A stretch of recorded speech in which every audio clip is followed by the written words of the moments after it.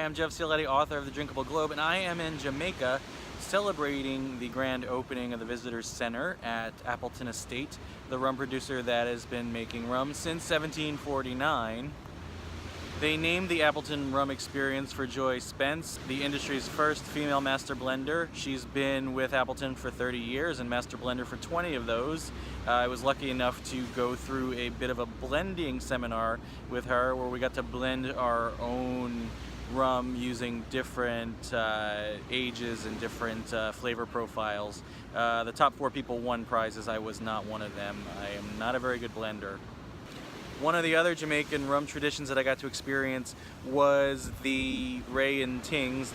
That's Ray and Nephew white rum, overproof, very strong stuff, mixed with Ting, which is a Jamaican grapefruit soda. It's very, very grapefruity, but still very strong. Best part was having it at just one of these roadside rum bars, which are all over the place in Jamaica.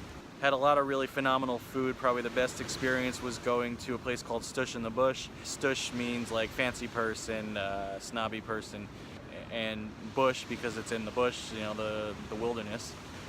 Lisa and Chris, the husband and wife owners, had a real love story that they shared with us, and they've created this experience, which reminded me a lot of some of the safari camps when I was on the African safari. The interesting thing about the food was it was all 100% vegan, but it was pretty freaking amazing.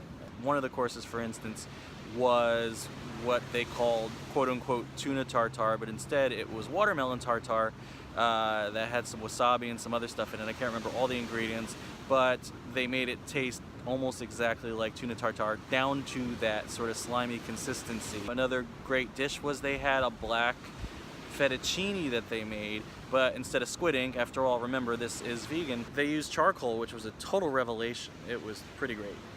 Another great spot was the Houseboat Grill, which was pretty much literally on a houseboat. In fact, there wasn't even a bridge from the dock to get to it. They had this little ferry that you had to take to get there. I mean, it was probably like 15 feet you had to get across, but it was sort of a neat little fun kind of vibe. There I had Dwight's special. The bartender, Dwight, would not tell me what was in it besides rum and fruit juice, but it was a little on the sweet side, but it was a great sort of tiki-ish drink, and you know, I'm definitely a fan. But I really liked discovering some of the real traditional ways to drink rum. Aside from the Ray and Ting, it's pretty popular to drink it with coconut water, and that, you know, definitely takes a lot of the edge off the rum, and it's quite refreshing.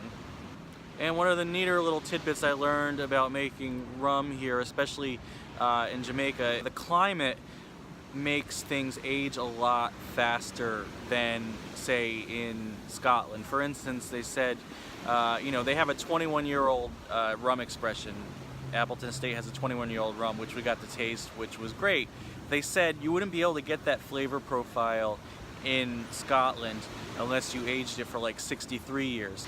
It ages 3 times as fast here because of the humid tropical climate. You get a little hot in the day, you get relatively cool at night.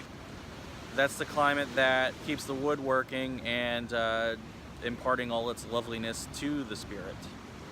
You can keep the conversation going on Twitter at Jeff Cioletti and on Instagram at Drinkable Globe, and you can see some of my photos there from this wonderful trip to Jamaica. And remember to buy my book, The Drinkable Globe. It's at Amazon, Barnes & Noble, IndieBound, and wherever fine books are sold. And wherever the road or the ocean takes you, remember to grab the world by the glass.